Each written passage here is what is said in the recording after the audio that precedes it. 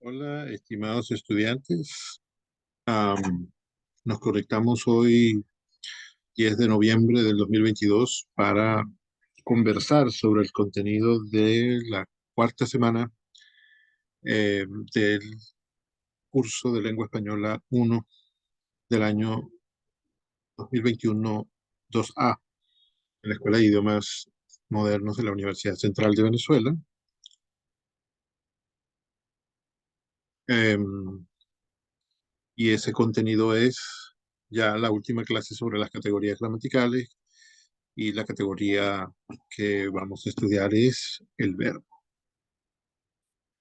Hay dos estudiantes conectadas, y ahora una sola, y varios que han escrito por el grupo de WhatsApp y particular a mí solo, que dicen que tienen dificultades. Mira, ahora de repente esto se llena de gente, qué cosa tan buena. Estaba haciendo la introducción para que quede grabada y estén los datos ahí al principio. Hola chicos, ¿cómo están? Hola, ¿bien y usted? Bien, Hola. bien.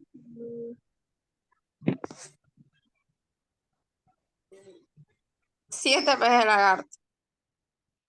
Hola, hola.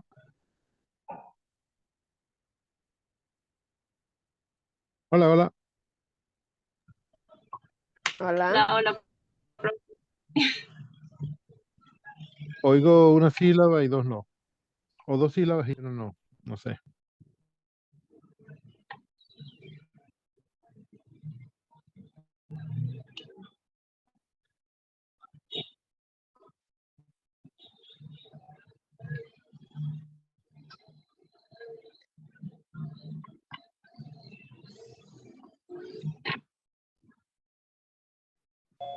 Hola chicos, aunque parece que todas son mujeres. Sí. Daniela, Yunismar, Victoria, Yeserlin, Patricia, Dana y María. ¿Cómo están? Bien, profe, ¿y usted? Bien. Bien, profe. ¿Se escuchó la introducción que hice? Porque tengo la impresión de que no estaba grabando. No sé. ¿Cuál introducción? La de la ola. La de la fecha y el contenido que vamos a tratar hoy. No, yo no estaba. Yo tampoco. Caramba. Quizá tenía el micrófono conectado para otro lado. El micrófono de los audífonos. Qué gracioso. Bueno, lo haré en la próxima tanda de 40 minutos. Caramba, pensaba que iban a venir muy pocos porque varios han escrito que no van a poder, que están muy lejos, que no tienen batería, que no tienen internet, etc. Y ya estaba pensando que quizá había que suspender, pero se han conectado ahora 8 de ustedes. Creo que es más que lo que tuvimos la semana pasada. Bueno, ¿qué cuentan? Mm, Estudiando para el parcial de portugués. Caramba. Y para el parcial de portugués se estudia. Claro. Bueno, muy bien. Y ya has sacado 25. Ojalá. Sí, ojalá. Y nada más. Ha llovido mucho. Alguien dijo que estaba lloviendo. Ay, sí, siento que se me acaba mi ranchito. Ay, Dios mío. Hoy no había salido de lluvias en Venezuela.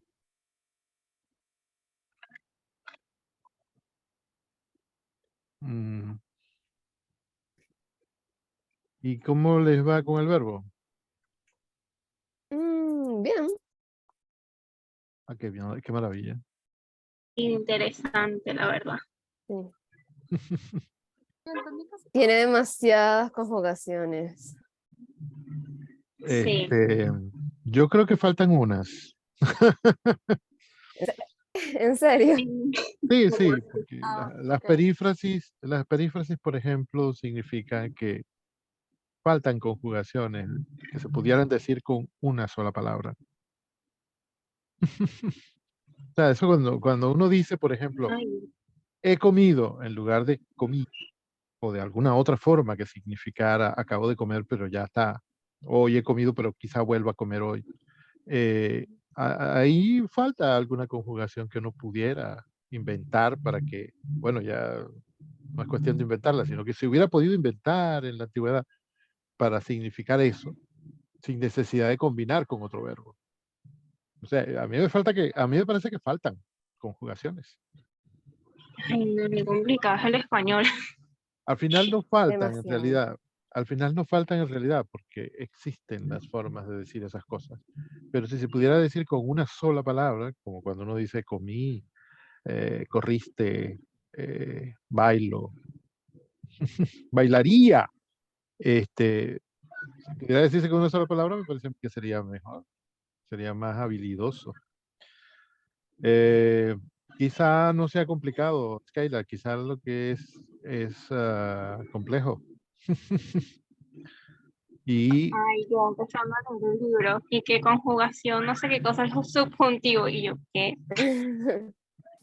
ajá, y decía que eso puede significar que la concepción que tienen los hablantes del español de la realidad, la concepción que tienen de la realidad es compleja. O bueno, quizá complicada, no sé, pero siempre, siempre se ve que hay una, no sé si se ve, pero la teoría es que si una si una expresión es sencilla, lo más probable es que el pensamiento sea sencillo. Y si una concepción, una frase, un texto es complejo, es porque el pensamiento es complejo. La concepción de la realidad, la concepción del mundo es más compleja. Por supuesto que si uno tiene una mente compleja, también es capaz de hacer las cosas sencillas o de decirlas de manera sencilla. Bueno, Buenas tardes, ¿cómo está usted? bien, ¿y usted? Hola, profesor. Hola, ¿cómo estás? ¿Todo Supongo bien? que Un poco cansado. será Cuervos. Sí, Y la chica que habló que acaba de entrar, ¿quién es? Usati. Usati, ¿cómo estás? Bien, bien. Ah, pero hay un gentío. Hoy que anunció tanta gente que no iba a poder venir, hoy vinieron más que nunca. ¡Qué alegría! Yo acabo de llegar a mi casa. Muy bien. Bueno, entonces, Igual yo. sí hay una complejidad más o menos grande del idioma español, lo cual significa que hay una complejidad en su concepción del mundo. Pero cuando uno empieza a adquirir práctica, empieza a parecer fascinante. Y yo no dudo que ustedes van a empezar a sentir esa fascinación dentro de poco. Pa, pa, pa, pa.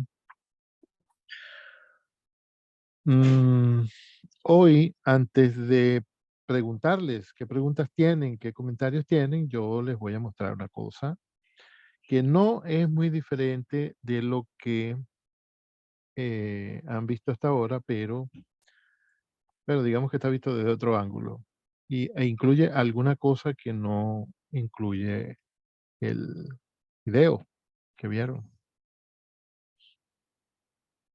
Ay,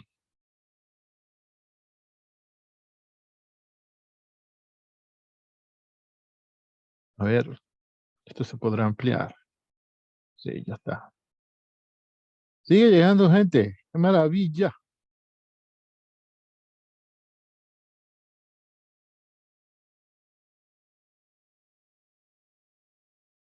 A ver, ¿ven eso que está ahí? Los accidentes. Sí, No, profe. no veo qué Sí, dice. profe. Los accidentes gramaticales. Aquí está tapado por la cinta de Zoom. Entonces, aquí están los accidentes que en realidad todo esto que se menciona en el video que han visto lo podemos llamar accidente, pero creo que no se menciona esa palabra o ese concepto en el video. Lo que hay que estudiar en general, en resumidas cuentas, porque aquí hemos podido reunir en una sola paginita todo lo que hay que estudiar en el verbo, pero bueno, esos son los títulos.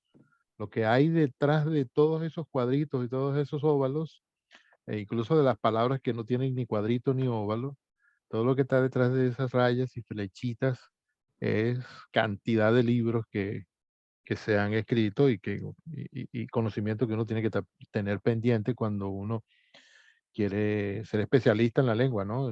O en las lenguas, y como ustedes, dos extranjeras y la de ustedes mismos.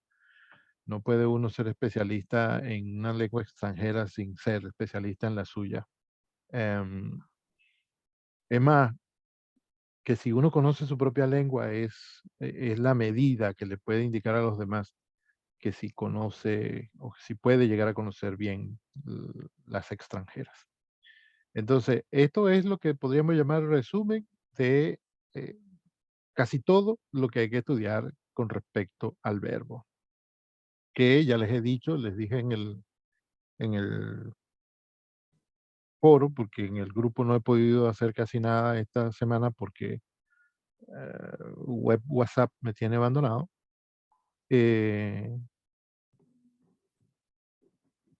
Les dije, ¿qué fue lo que les dije en el foro? ¿Cómo era que estaba armando yo esa frase? Un momento.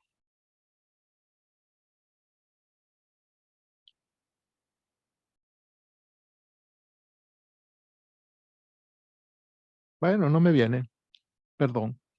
Esto es lo que hay que tener en cuenta cuando uno estudia el verbo, ya me acordé, que es, como les dije ya, el centro de atención de toda oración. Es más, el centro, no, ya dije lo más grande. El verbo es parte del predicado. No deberíamos decir sujeto, verbo y predicado, porque el verbo forma parte del predicado. Es el núcleo del predicado. Si tenemos verbo, ya tenemos predicado. Y si tenemos el predicado, ya tenemos oración. Porque sabemos, ya lo escribí también, que el sujeto puede ser tácito. Entonces usted dice, comí, ya ahí está toda la oración. El sujeto es yo, el tiempo es pasado, bueno, pretérito debería decirse en este caso. Ya uno sabe que un posible objeto directo podría ser comida, pan, alguna cosa, ¿no? Algún sustantivo que sea compatible con el verbo comer. Ya sabemos que es una sola persona quien ha ejecutado la acción de comer y que por tanto no va a ser un camión de comida. Estoy fantaseando con eso, ¿no? Pero el asunto es que en el solo verbo ya están presentes muchísimos de los elementos que forman una oración. Entonces, miren todo lo que está aquí en la pantalla que está detrás de la sencilla palabra verbo cuando uno lo dice. Los verbos tienen persona, número, voz, que no es mencionada en el video, tiempo, modo y aspecto. Ya deben estar fastidiados de eso, fastidiados. Pero yo que empecé a estudiar esto antes de que ustedes nacieran, es más, el doble del tiempo, cada vez que me pongo a estudiarlo otra vez, cada año que tengo que hablar de esto, me pongo a estudiar y vuelvo a decir, ah, caramba, mira, esto yo lo había visto antes, pero este detallito lo había visto antes y ahora es que me estoy dando cuenta de qué interesante es. Me pasa todo el tiempo. Y no solo cuando me estoy preparando para dar una clase, que esta clase la doy ya hace 3 años, 4 años, la incluimos en el programa. No solamente cuando me pongo a prepararme para dar una clase, sino que cuando me lo voy tropezando por ahí a lo largo del año, en cualquier momento, o cuando me pongo a investigar un verbo que parece interesante, me empiezo a tropezar detallitos de la, del estudio del verbo y del estudio de las otras categorías gramaticales que me parecen fascinantes y me meto por ese río y entonces como 4 horas más tarde me digo yo que ¿por qué estoy aquí? Claro, porque yo estaba leyendo un libro y decía una forma verbal muy extraña, un verbo muy extraño, y yo quise saber por qué era así, pues después me encontré con tal cosa, y después el número y el tiempo, y etcétera.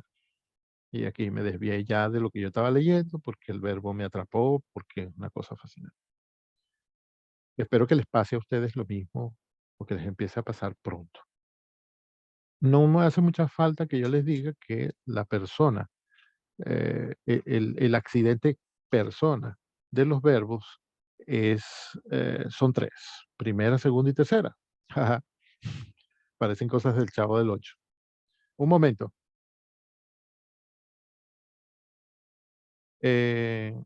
Perdón. Parecen cosas del Chavo del Ocho decir el verbo tiene tres personas, primera, segunda y tercera. Y como también tiene número, que es otro accidente, entonces existe primera en singular y en plural, existe primera, segunda en singular y plural, existe tercera en singular y plural. Algunos de ellos tienen también género, que no está considerado aquí un accidente del verbo, porque no lo es, pero que en realidad lo que sí tiene el género es el pronombre o el sujeto que ejecuta la acción del verbo. Por ejemplo, ahí el primero que se nota, ahí a primera vista, es él, ella, tercera persona. El que habla, yo, y el que escucha, tú, no parecen tener no tienen señales de género. Pero ya cuando hablamos de una tercera persona, ya podemos distinguir que se trata de él o de ella. Cuando lo ponemos en plural, ya diciendo ellos, podría ser que ese ellos incluya algún femenino. Pero si decimos ellas, estamos seguros de que solo son femeninos. Ya ustedes se habrán dado cuenta, ya tienen edad suficiente para haberse dado cuenta de la discusión esta que existe sobre el género, que en realidad quiere decir sexo, em, y que toca el lenguaje, aunque en realidad es el lenguaje quien toca a las cosas. Em, yo creo que lo principal que uno tiene que considerar con respecto a esa ideología del género es que la gente y los seres vivos en general, los seres vivos que no son las plantas, no tienen género, tienen sexo. En la naturaleza uno tiene sexo, entonces uno es varón o mujer, uno es macho o hembra cuando se trata de animales. Si uno es un caballo, uno es macho, y si uno es yegua, uno es hembra. Si se trata de seres humanos, ya no se usa la palabra macho y hembra, bueno, sí hay quien la usa, sino hembra, perdón, varón y mujer, hombre y mujer, etc. Niño y niña también. A veces digo yo en la clase, me acuerdo del caso gracioso de cuando aparece un nombre en la lista que yo no conozco y no conozco el nombre. Y a veces pregunto, ¿ustedes conocen a este estudiante? ¿Es niño o niña? Puede pasar con un nombre extraño.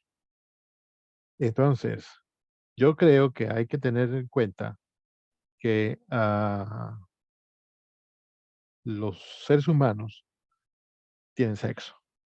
Y esa denominación de sexo coincide con el género gramatical. Pero el género es un concepto gramatical. El concepto biológico es el de sexo. Ahora cada quien parece que hace con eso lo que le parece mejor, ¿no? El tercer accidente gramatical del verbo, y ustedes me detendrán cada vez que crean que necesitan que aclare algo o que camine más rápido o más lento. El tercer accidente gramatical es la voz, que ya dirán ustedes, profe, pero ¿es la voz que uno emite con los labios o con la garganta más bien? ¿O es otra cosa? Es otra cosa. No se trata de la voz con la que uno habla. Se trata de una, ah, una, un tipo de formulación de la oración que uno adopta para decir ciertas cosas. Existe la voz activa y la voz pasiva, ustedes lo saben porque si no se enteraron por sus clases de castellano en bachillerato, se enteraron por las clases de inglés, en las cuales se estudia la voz pasiva y la voz activa. Un momento, por favor. Perdón, sigo. Entonces existe la voz activa y la voz pasiva. ¿Qué significa la voz activa? Significa que el sujeto realiza la acción verbal. Decimos yo amo, él corre, los niños llegaron tarde. Y se opone a la voz activa, en la cual el sujeto no realiza la acción, sino que la recibe. Es una cosa muy extraña. Se está hablando del mismo acto, de la misma acción, de la misma situación, de la misma todo, pero resulta que el que en la activa ejecutó la acción, en la pasiva termina recibiéndola. Termina siendo, digamos que, la víctima, termina siendo el objeto en lugar del sujeto. Yo soy amado. Em, Alguien más hace la acción del verbo. Yo soy amado, normalmente continúa diciendo por fulano de tal. Pero también hay que mencionar, o una de las cosas que se pueden mencionar, es que la voz activa es una cosa muy interesante que existe en los idiomas. En español es mucho más misteriosa que en inglés. Es muy útil en inglés, muy útil en español, pero lo interesante de eso es que esconde unos detalles que pueden hacer que también uno, no la lengua sola, sino que uno esconda algunos detalles o que los revele. Algunas personas utilizan más la voz pasiva porque desean no revelar ciertos detalles. Por ejemplo, cuando un político dice, en el pasado, eh, el tesoro de la nación fue robado, fue saqueado, fue repartido, y nadie se ocupó de castigar a los culpables. Cuando dice fue robado, bien puede ser que esta persona no sabe quiénes robaron. Usa la voz pasiva para esconder el sujeto porque en realidad no tiene certeza de quién es el sujeto. O también puede ser porque sí sabe quién es el sujeto, quién es el ladrón que ha utilizado, que se ha robado la plata, pero no lo quiere revelar porque se metería en problemas. Lo quiere cubrir. Y también puede ser que lo quiere encubrir, por supuesto. Cuando se sabe que el ladrón es del partido de él, bueno, lo va a querer encubrir. Pero cuando es del otro partido, cuando él está en la oposición y el ladrón está en el gobierno, o al revés, es porque quiere dejar eso sin revelar para utilizarlo de otra forma. Porque mientras uno tenga una información confidencial, la puede utilizar. Cuando la hace pública, ya no puede, ya no tiene tanta fuerza. Entonces, la voz pasiva es muy útil cuando hay partes de la información que uno desea dejar sin descubrir. Y la voz activa es un poco más sincera, ¿no? Uno dice, imagínense el político vamos a tomar el político como ejemplo en estos casos, ¿no? Como ejemplo para la voz activa y pasiva. Imagínense ese político que dice, Pedro Pérez se robó 500 millones de dólares cuando era alcalde. Está declarado todo. No puede, después de eso, desdecirse. No puede afirmar que él no ha acusado a nadie de ser ladrón. Dijo claramente un sujeto, un verbo y un objeto directo e incluso un complemento circunstancial. Es decir, Pedro Pérez, que es el sujeto, se robó, que es el verbo, 500 millones de dólares, que es el objeto directo, y cuando era alcalde, que es un complemento circunstancial de tiempo. La voz activa revela información. La voz pasiva también revela información, pero suele ser utilizada para esconder información. Esta era una buena razón por la que yo quería presentarles este diagrama, porque esta partecita yo no recuerdo que esté mencionada en el video. A ver, Benavides, ¿quieres mencionar algo? Preguntar, comentar. Es que apareció tu nombre ahí. Ah, no, profe. Ok, muy bien, muy bien. Después de la voz, que es el tercer accidente del verbo, viene el tiempo. Es una cosa muy interesante porque, como sabemos, existe el presente, que es el momento en que se habla, el momento en que el emisor del mensaje emite el mensaje. Esa es la marca. Cuando hablamos de la primera persona es la persona que emite el mensaje, el hablante. Cuando hablamos de número, bueno, ahí no importa si es el hablante quien menciona a los demás, porque el singular y el plural existen en todos los casos. Cuando hablamos de voz, también el hablante decide poner algunas oraciones en voz activa y algunas otras en voz pasiva. Y cuando se trata de tiempo, el presente es el tiempo en que el hablante está diciendo lo que quiere decir. ¿Por qué se elige el presente como inicio de todo? Porque el presente es el tiempo que existe. El presente es el tiempo en el cual se está creando la realidad que se quiere crear en la mente del que escucha, en la mente del receptor. Y, y entonces a partir de la noción de presente eh,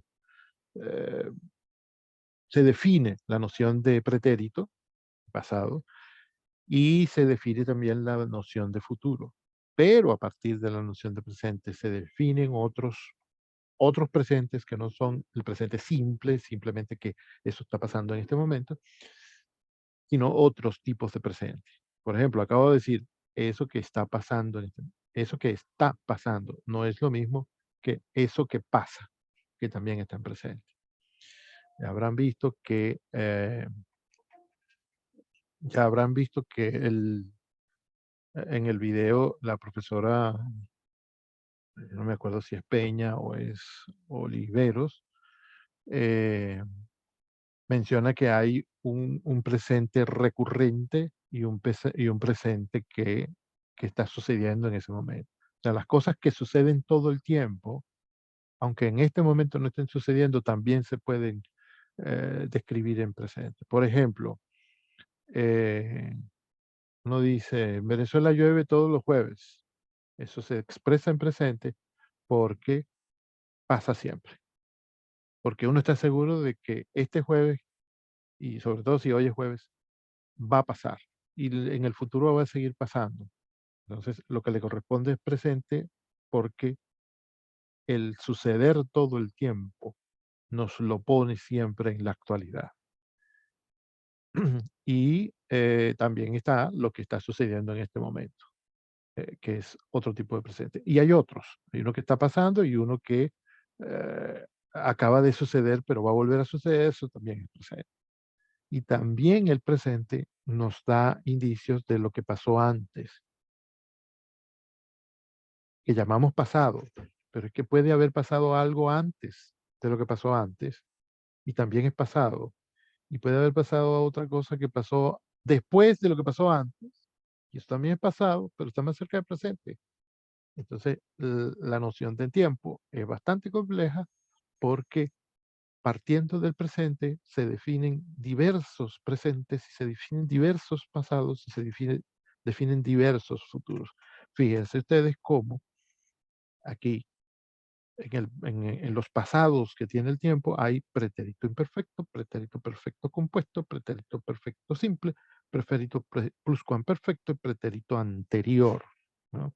Con ese nombre de pretérito anterior, uno se imagina que es un pretérito que está antes del pretérito. Es más antiguo, ¿no? Con más antiguo no quiero decir que es de la antigüedad, sino que es anterior a lo que en nuestra oración estamos llamando pasado. Y bueno, pasa también con los futuros. Hay un futuro que es cercano, y un futuro que viene después del futuro, y otro que viene después de este, y después, y todo eso marca una diferencia. Uno tiende a impresionarse, tiende incluso a intimidarse con todos estos nombres y todas estas explicaciones que hacen los profesores, pero cuando uno, como se dice popularmente, le agarra la vuelta, uno se dice, ah, pero mira, claro, si eso está clarísimo, Si uno le dice, tú hubieras podido ir, hubieras podido ir. 3 verbos. Tú hubieras podido ir con tu tío. Uno se dice, ajá, eso no solo está en pasado, sino que hay un pasado que está antes que el otro. Y además, con el verbo poder, si hubieras podido, eh, eso está antes del pasado, pero además de una forma se le visualiza como algo que hubiera podido suceder, pero que no sucedió, y esa es la forma de presentarlo. Uno se impresiona y a veces se intimida con todo esto, pero se trata de ponerse a examinarlo con cuidado y sin tenerle temor para que ustedes vean que pronto van a utilizar esto para los fines de ustedes y no que esto los utilice ustedes como si fueran muñequitos para darles miedo. Lo menos que hay que tener en estos asuntos es miedo. Y lo que hay que hacer es sentarse a revisarlo, a intentar descifrarlo, como cuando uno está haciendo un crucigrama. Uno no puede hacer un crucigrama caminando por la calle. Uno tiene que sentarse, uno necesita una mesa, por lo menos una silla. Puede poner el periódico, en la rodilla. Uno necesita una mesa para ponerse a escribir las respuestas de lo que pregunta el crucigrama. Pasa lo mismo con esto. Ustedes dicen pretérito imperfecto y uno dice, "Pues, ¿cómo esto es imperfecto? ¿Qué significa eso?" Que ya saben que imperfecto significa que es una acción que no ha terminado, ¿no? Cuando termina es perfecta, es decir, terminada, acabada. No se impresionen con la palabra perfecto o imperfecto. Lo que pasa ahí es que esa acción comenzó, transcurrió y se acabó. Pretérito perfecto. O sea, yo me bañé. Aunque, aunque no se haya bañado hace 2 minutos, esa acción se acabó. Ya no me estoy bañando. Ya una vez que uno sale del baño, ya se acabó el baño. Entonces, me bañé. Ahora, otra cosa es que digas, me estoy bañando, ¿no? Eso es una acción que empezó en algún momento, que está transcurriendo en este momento y que no sabemos en qué minuto va a terminar. No es Eso cierto. sería imperfecto. Me estoy bañando. Sí, Es una, eso es una acción imperfecta en el presente, sí. perfecto. Aquí en este diagrama ponen un solo presente, ¿se dieron cuenta? Pero existen varios que la profesora Oliveros, nunca me acuerdo, pobrecita, es que yo no la conozco en persona. El video sí muestra diversos presentes que existen, ¿no? Y quizá convenga mirarlos con el concepto de aspecto, que está aquí de último, perfectivo e imperfectivo. Cuando la acción se terminó, uno la puede llamar perfecta, o aspecto perfecto o perfectivo. Y cuando no ha terminado, imperfecto. Entonces, fíjense, cuando el pasado, el modo pasado es una acción que ya empezó, transcurrió y se acabó, seguramente ese pretérito va a tener como apellido perfecto. Pero si uno dice, él se estaba bañando, entonces seguro que el apellido va a ser imperfecto, porque no se ha acabado. Él se estaba bañando. De ese momento del cual hablamos, que está en el pasado, mm, cuando reportamos sobre ese minuto, esa acción no se había acabado. Entonces es imperfecta. Nada de impresionarse, Entonces, repito, ajá, dime. entonces el pretérito imperfecto y el presente imperfecto son lo mismo. No. No son lo mismo porque uno es presente y el otro es pasado. Pero la palabra perfecto o imperfecto significa si la acción terminó o no ha terminado. Pues imagínate que ahí no dijera pretérito perfecto, sino pretérito acabado, pasado acabado. Listo, la acción empezó, transcurrió, fue larga, fue corta, no importa, pero se acabó. Ya la podemos llamar perfecta. Tiene aspecto perfectivo. puede ser un error que uno cometió, pero es perfecta en el sentido de que se acabó. O sea, tipo que es imperfecto cuando está transcurriendo y perfecta cuando ya acabó. Eso sí, se puede entender eso. Fíjate que lo digo con prudencia, porque siempre menciono que uno, si es muy radical en estas cosas, al salir del aula, el primer paso que da en el pasillo, ¡pum!, sale el ejemplo que lo contradice a uno. Sí, mientras está transcurriendo es imperfecto. Eh, incluso si estamos hablando del pasado. ¿Quién tuviera una pizarra? Porque cuando uno está hablando del pasado, está hablando de un cierto punto. Y ya uno sabe que la vida de Galileo, por ejemplo, transcurrió, ya se acabó. Pero en el año en que Galileo tenía, digamos, 42 años, vamos a hablar de ese año. Bueno, en ese año estaba transcurriendo el juicio aquel que le hicieron a Galileo por el asunto de que la Tierra gira alrededor del Sol y no al revés, que ha atrevido Galileo de pensar eso. Depende Eh, del contexto, ¿no? no sé si depende del contexto, qué cosa. Lo que está diciendo del perfecto imperfecto, en pasado. Eh, sí, sí, depende, todo depende siempre del contexto. Si hablamos de un momento del pasado, hay que tener en cuenta si en ese momento la acción terminó ya o si está transcurriendo en ese momento, en el pasado o en el futuro.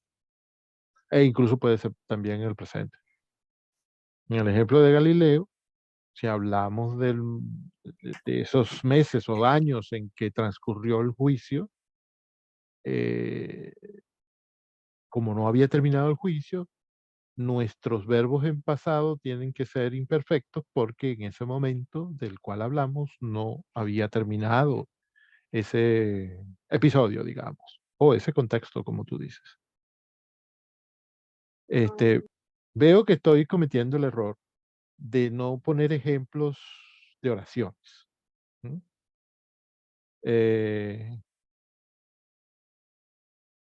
Pero después voy a ver.